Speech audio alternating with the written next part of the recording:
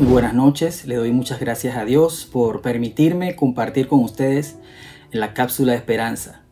Quiero saludar a todos los hermanos que se están conectando a través de las distintas plataformas de Casa de Oración Cristiana. Nuestros saludos y bendiciones. Esta noche me gustaría que pudiéramos tratar un tema relacionado a las bienaventuranzas. El tema se llama 7 bienaventuranzas en medio de un entorno desafiante. Todos en este momento estamos siendo desafiados de una u otra forma. El desafío está todos los días. O sea, nosotros estamos viendo o estamos preguntando qué va a suceder mañana, qué va a pasar aquí, qué va a pasar allá, cómo van a decidir esto, cómo van a decir lo otro. Y hay una sensación, es una mezcla entre zozobra, seguridad, certeza, incertidumbre. Y estamos casi todos viviendo esto de alguna u otra forma. Pero quiero decirles algo importante. El Señor sigue estando en control de todo. Y sus bendiciones no se han acortado porque la situación está difícil o porque la bendición de Dios sigue allí permanente. Y precisamente la palabra bienaventuranza está relacionada a la bendición de Dios sobre sus hijos. A la bendición de Dios de aquellos que le buscan y le agradan. Y me gustaría que pudiéramos utilizar el libro de los Salmos. En el libro de los Salmos, el salmista habla en varias ocasiones acerca de la bienaventuranza. ¿Y qué es una bienaventuranza? Bien, una bienaventuranza es una bendición. Eso es lo que es una bienaventuranza. La palabra hebrea, barak, está relacionada a la rodilla. Y esa palabra es la que se traduce como bienaventuranza. ¿Y qué tiene que ver la bienaventuranza con una rodilla? Bueno, la imagen y la figura es de aquel que está arrodillado recibiendo la bendición de Dios. Por eso se relaciona esa palabra. Bienaventuranza es bendito o ser bendito de Dios. Y ese bendito de Dios trae felicidad y trae gozo interno a la persona. En el griego, Jesús también hablaba de la bienaventuranza. Y la palabra en el griego es la palabra makarios. Y esa palabra significa supremamente bendito. Es una bienaventuranza inmensa que trae un efecto en lo espiritual también y en aspectos de la vida cotidiana, de la prosperidad integral del individuo.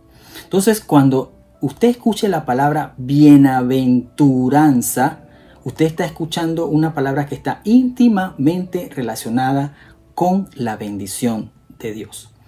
Veamos entonces la primera bienaventuranza. Esa primera bienaventuranza está en el Salmo 32, 1 y 2. Dice así: bienaventurado aquel cuya transgresión ha sido perdonada y cubierto su pecado. Bienaventurado el hombre a quien Jehová no culpa de iniquidad y en cuyo espíritu no hay engaño. Todos cometemos transgresiones, todos pecamos. En el libro de Romanos se dice que no hay uno solo justo. Todos hemos sido pecadores o todos somos pecadores y hemos sido destituidos de la gloria de Dios. Por eso la primera bienaventuranza está relacionada al perdón divino. ¿Usted alguna vez ha sentido ese gozo de haber sido perdonado por Dios? ¿Puede decir amén? Así es. Todos nosotros lo hemos percibido.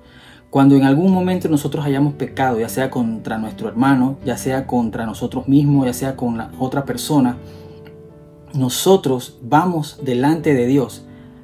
Nos arrepentimos, porque quiero decirles, el proceso de perdón divino está íntimamente relacionado al arrepentimiento. El arrepentimiento es esa puerta, ese canal por el cual nosotros podemos recibir ese perdón de Dios. En la palabra de Dios también se menciona de que si nosotros hubiésemos pecado, abogado tenemos para con el Padre, a Jesucristo el justo, quien murió por nuestros pecados en la cruz del Calvario. Así que no podemos permitir que esa bienaventuranza se vea cortada por falta de arrepentimiento. Nosotros debemos, si hemos cometido algún pecado, si hemos cometido alguna falta contra Dios, Si hemos hecho cosas que no le agradan, nosotros debemos ir confiadamente al trono de la gracia para alcanzar ese oportuno socorro. Y la sangre de Jesucristo nos limpiará de todo pecado. Entonces, esa bienaventuranza, el salmista la expresa diciendo: bienaventurado cuya transgresión ha sido perdonada. Y en ese Salmo 32, el salmista está luchando con un pecado y está batallando con ese pecado. Dice que cuando él confesó, es cuando él sintió esa bienaventuranza. Cuando Dios perdona, cuando Dios limpia, hace que la persona vuelva a tener vitalidad, vuelva a tener vida, porque el pecado lleva a la muerte. El pecado mata muchas cosas en nosotros. Pero cuando nosotros nos arrepentimos, esa bienaventuranza viene sobre nosotros.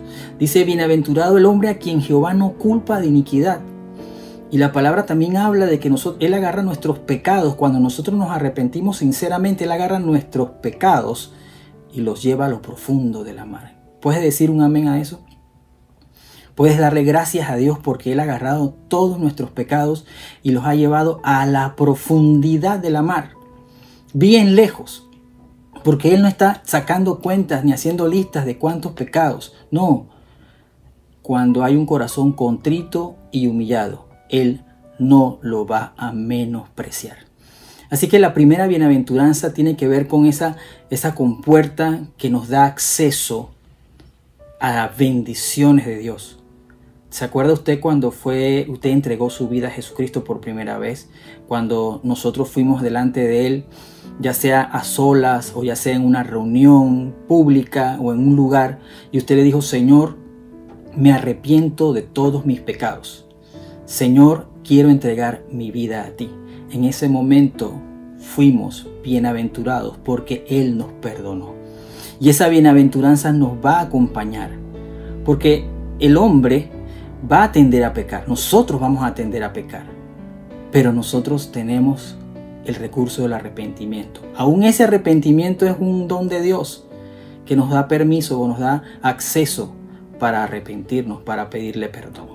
Así que atesoremos a través del arrepentimiento esa bienaventuranza del perdón divino. La segunda bienaventuranza que me gustaría que pudiéramos hablar hoy es una bienaventuranza que está relacionada a la comunión. Toda bienaventuranza está relacionada a algo, ya sea a una acción directa, exclusiva de Dios, o a una acción de ambos, de Dios y también de nosotros.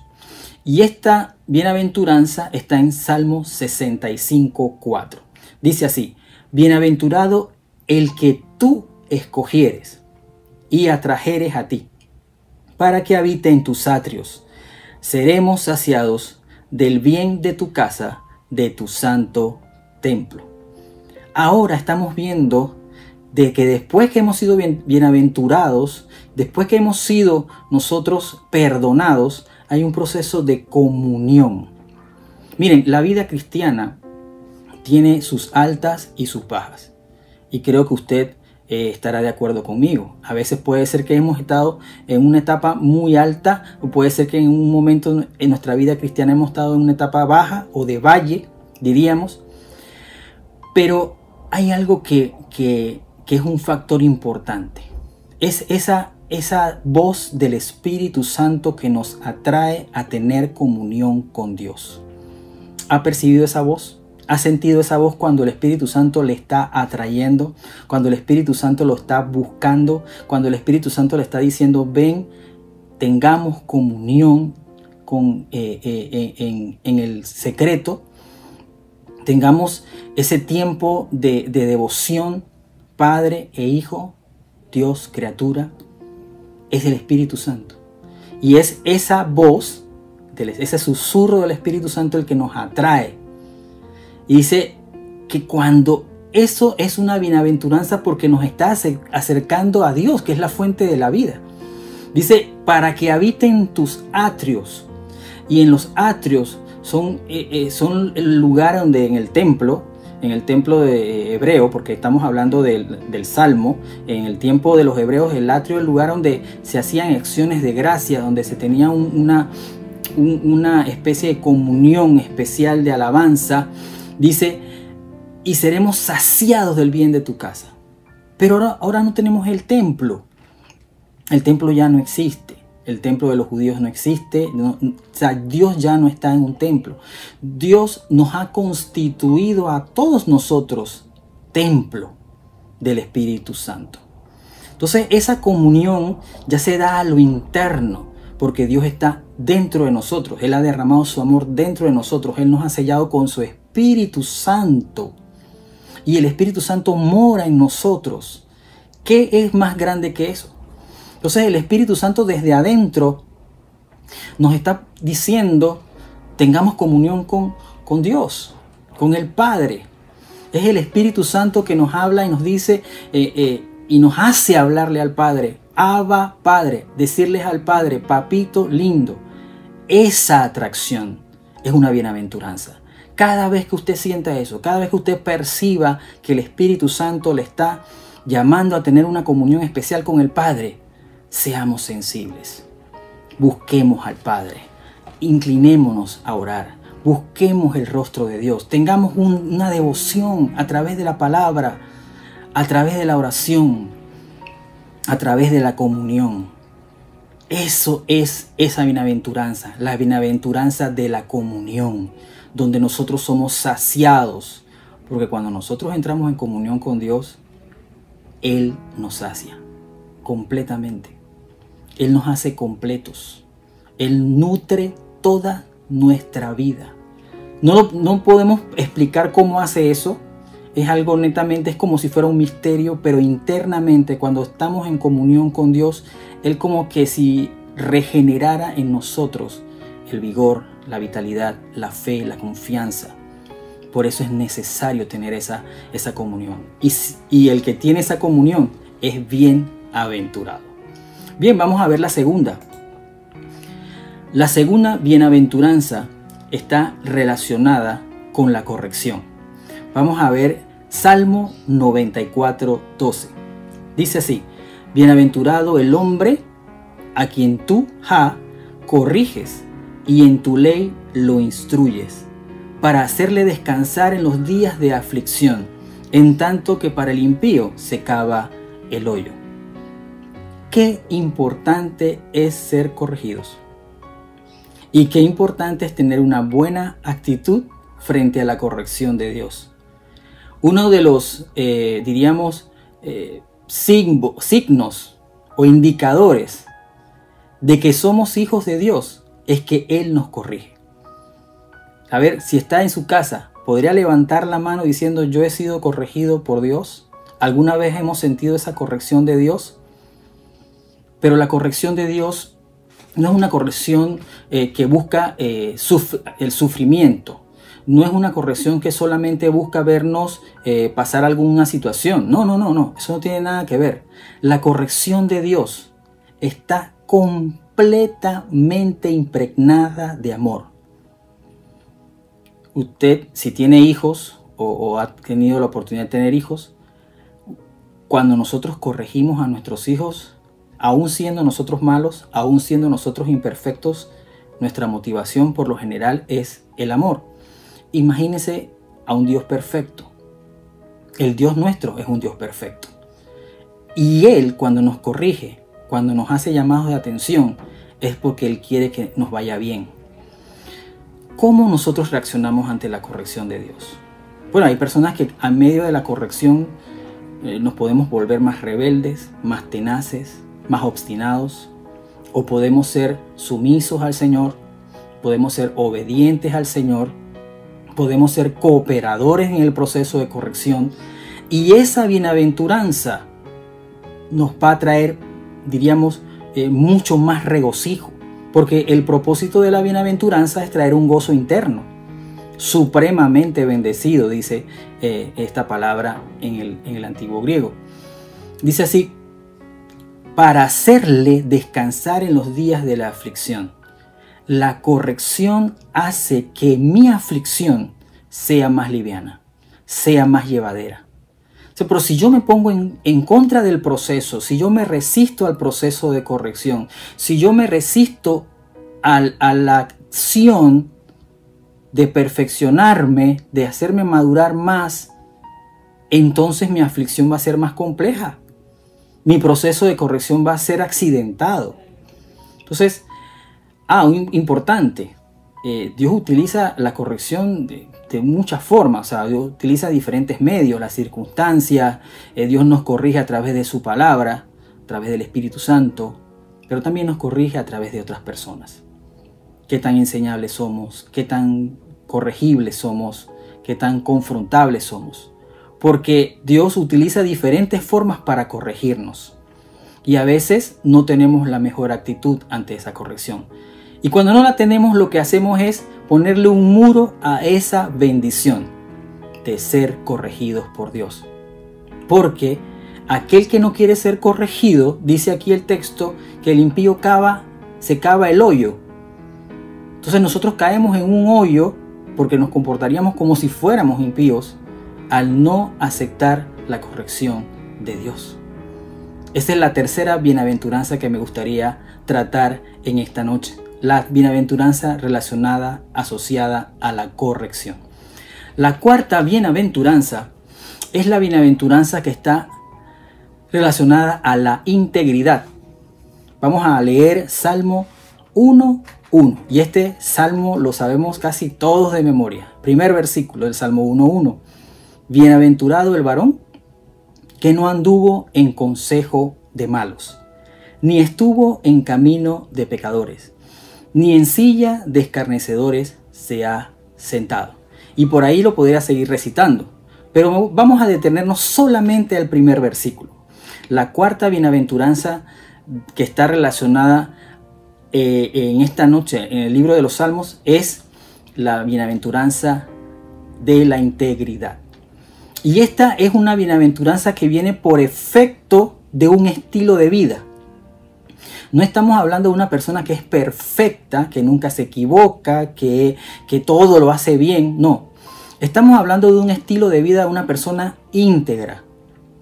No es una persona que rechaza a los impíos o que insulta a la gente que no agrada a Dios o que se cree más santurrón que otras personas. No. Eso no tiene nada que ver con esta persona que está siendo mencionada en el Salmo 1:1. Estamos hablando de una persona que no anduvo en consejo. Vamos a ver las tres palabras importantes de este versículo. Consejo, camino y silla. Consejo, camino y silla. Cuando tú no andas en consejo, es cuando tú no haces una alianza íntima, cercana con los malvados, con las personas que tienen malas intenciones.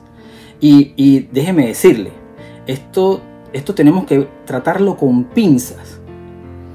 Esto no tiene nada que ver con que una persona vaya o no a una iglesia. No tiene que ver con que una persona vaya o no a una congregación. Tiene que ver con un estilo de vida en su carácter. Entonces, andar en consejo de malos es tener ese contubernio, esa cercanía o esa alianza cercana e íntima con personas que no tienen buenas motivaciones. Que su motivación es su propio yo. Que su motivación son sus propios planes, que su motivación son sus propias agendas. Mucho cuidado con esto. O sea, ¿cómo me están aconsejando? El otro elemento importante en medio del proceso de integridad de este varón bienaventurado, de esta persona bienaventurada, que puede ser hombre o mujer también, dice que no anduvo en camino. O sea que cuando uno anda en camino de pecadores, dice el texto, se quiere decir que no estoy de acuerdo, que no apadrino, que no patrocino sus acciones que no agradan a Dios. Eso es importante tenerlo claro. O sea que primero no ando en sus consejos, segundo no ando en sus caminos, o sea, no tengo su estilo de vida. Y la otra, la silla. No me siento en la silla de los burladores. En la Reina Valera dice los escarnecedores. Y un escarnecedor es un burlador. Una persona que solo critica, que solo señala. Entonces, la silla del escarnecedor es una posición cómoda donde yo me siento al lado del burlador y me vuelvo uno con él. Me sumo a su estrategia de crítica, de señalamiento, de toxicidad. Muy importante entonces guardar la integridad en estos momentos tan inciertos. Si usted ve las redes sociales, en las redes sociales la gente escribe unas cosas que a veces digo, esta persona que escribió esto meditó en lo que escribió. Y quiero decirles que hay gente que va a la iglesia y hay gente que no va a la iglesia escribiendo cualquier cantidad de cosas que lo que más reflejan son resentimientos, toxicidad, amargura, frustraciones. Pero bueno, tienen el medio, él está en su móvil, está en su equipo, su dispositivo y lo suelta. Y eso que escribe no edifica, eso que escribe no agrega valor, eso que escribe es sentarse en una silla que solamente sirve para escarnecer, para hacer una crítica no constructiva. Entonces, guardemos nuestra integridad.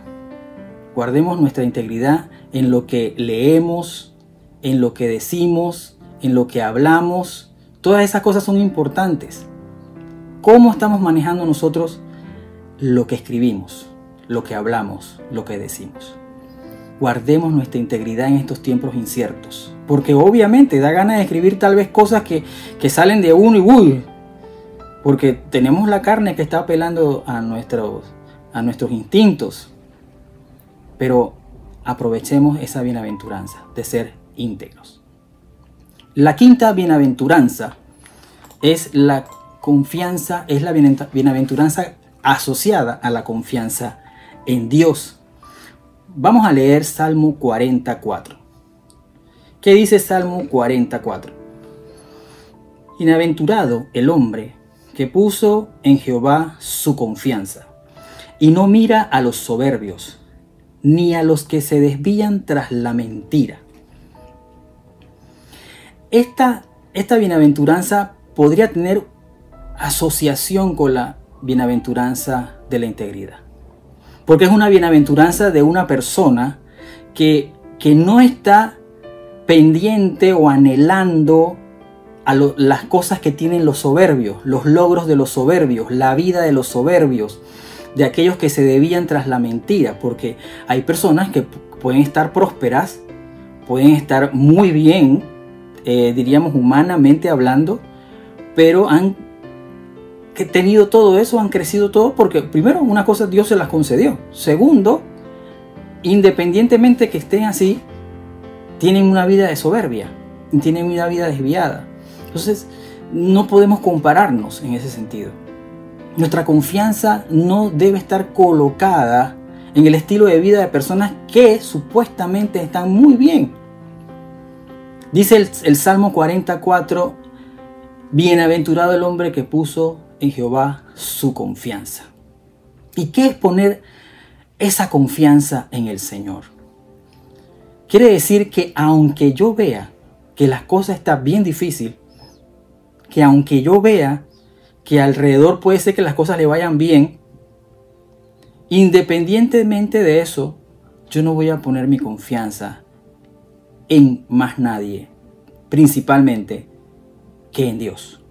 Yo puedo confiar en la gente, o sea, no es malo confiar en las personas, eso es algo hasta normal, eso es natural. Pero la confianza absoluta, ¿en quién debe ser puesta? ¿En quién confías?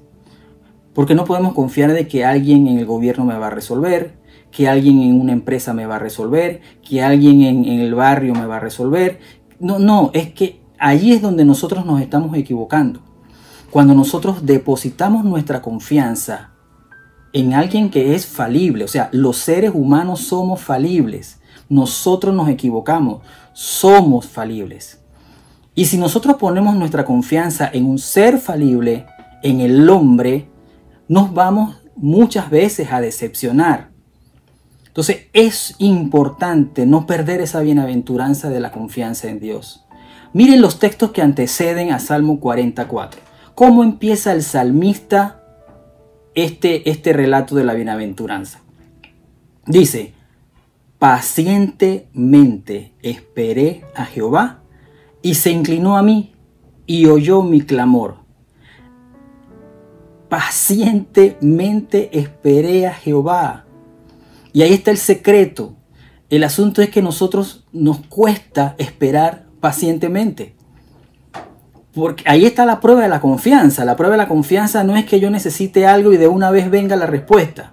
La prueba de la confianza es que yo necesite algo y que Dios en su sabiduría y providencia me lo supla. Ya sea a través de algo que yo haga, porque yo también debo aportar en el proceso, o esperar sencillamente que Dios responda de manera milagrosa.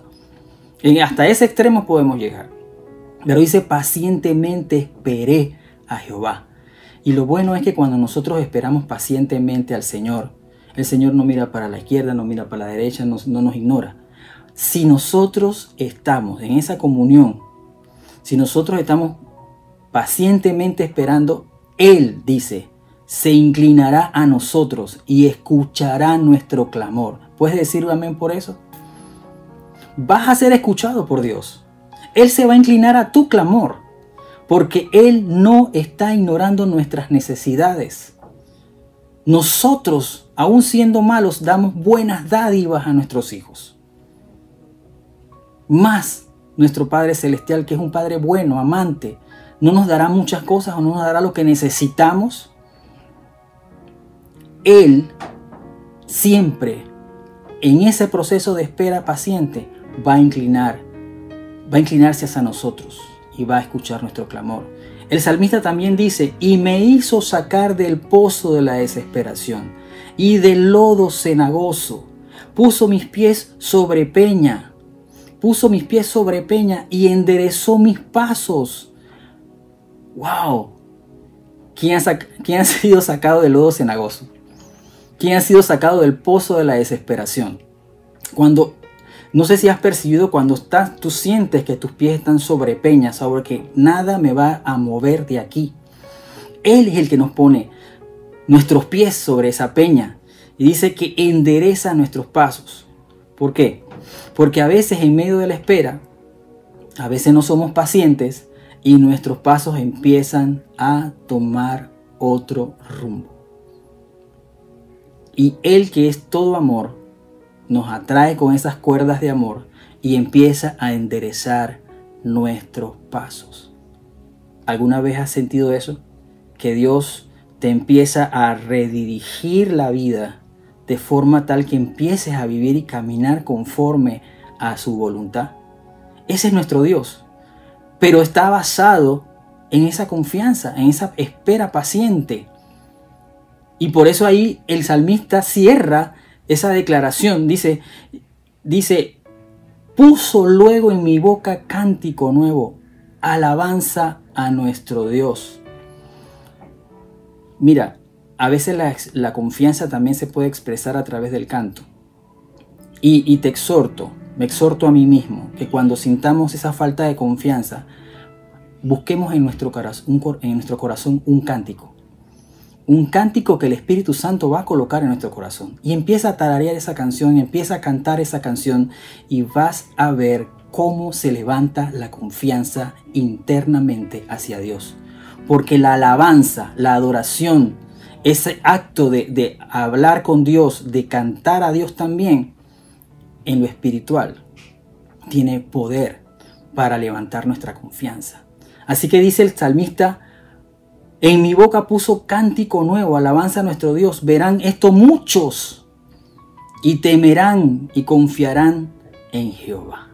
Vamos a hacer testimonio, salvaguardar la confianza, hacer, diríamos, receptores de esa bienaventuranza, producto de la confianza en Dios. Otros van a ser bendecidos, porque otros van a ver la mano de Dios actuando en nosotros. Bien, la sexta bienaventuranza es la bienaventuranza que está relacionada a la generosidad. En Salmo 41:1 dice, bienaventurado el que piensa en el pobre, en el día malo lo librará Jehová. En este tiempo de dificultad, en este tiempo de incertidumbre, en este tiempo desafiante, no solamente debemos pensar en nosotros, debemos pensar en los demás.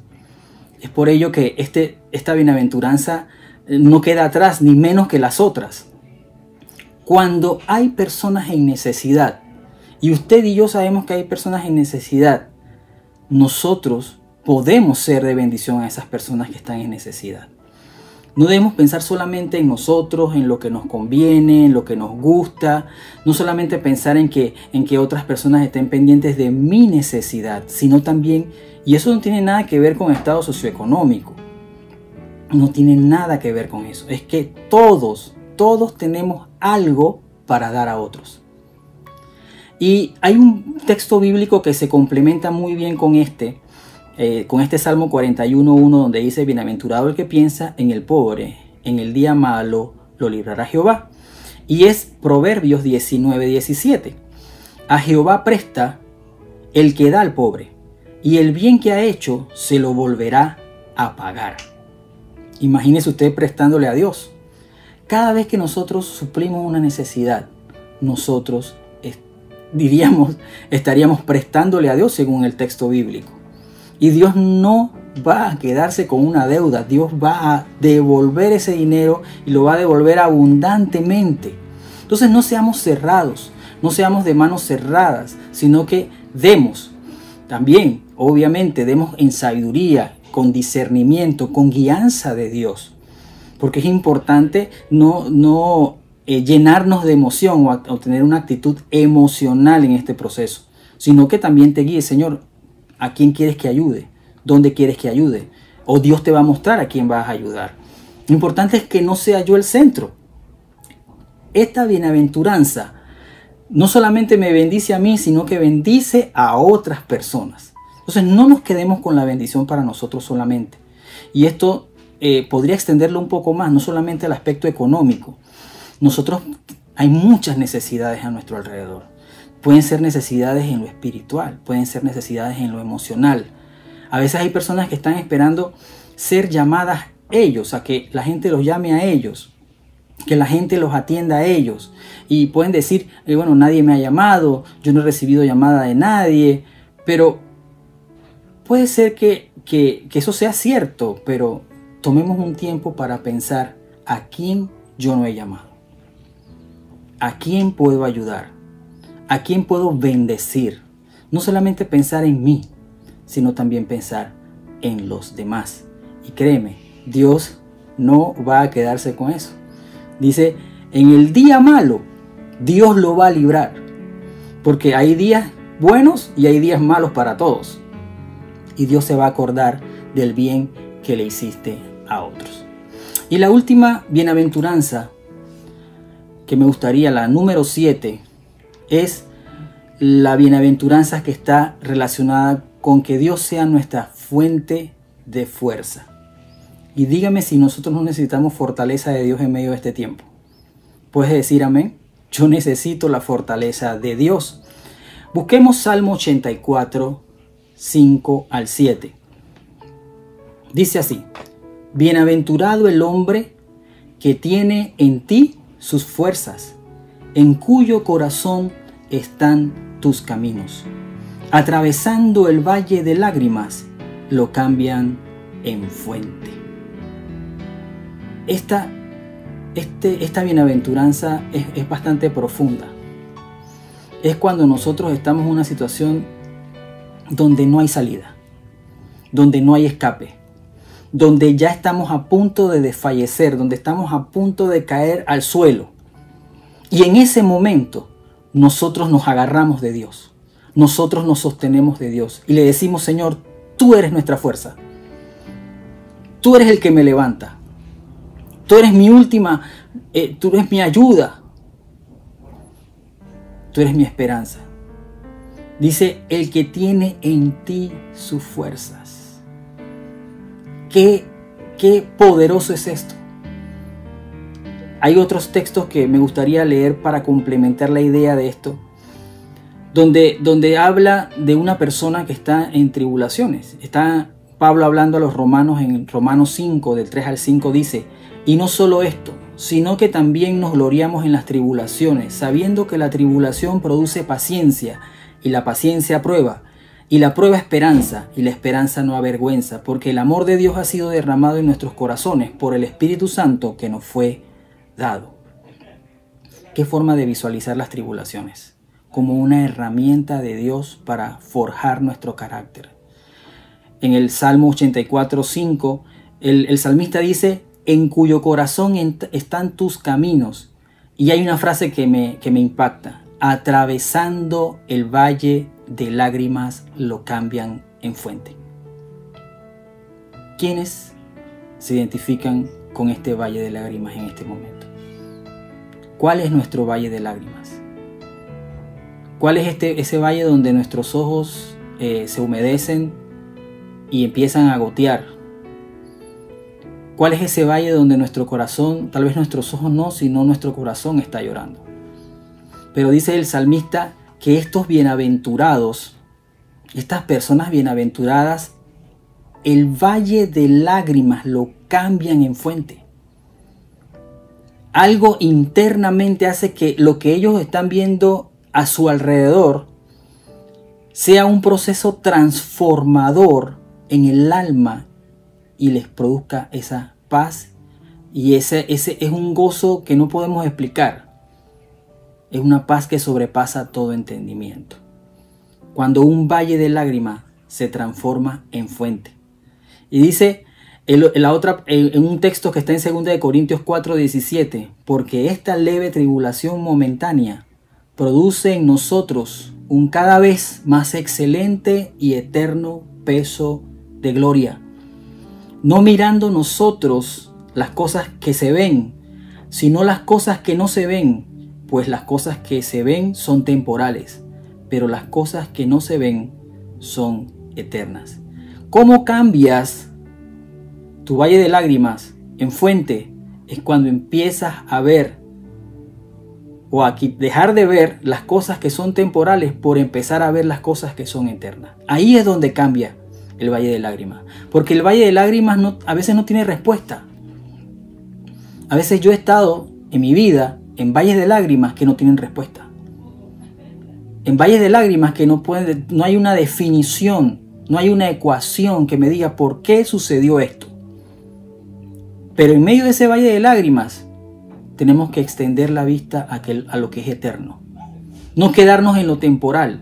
Porque si nos quedamos en lo temporal, el valle de lágrimas se va a quedar allí, va a ser más visible. Pero cuando nosotros empezamos a ver las cosas que son eternas, nuestro valle de lágrimas se convierte en fuente. Bien, la última parte de ese texto dice: cuando la lluvia llena los estanques, irán de poder en poder, verán a Dios en Sión. Y nadie puede llenar los estanques sino solamente Dios.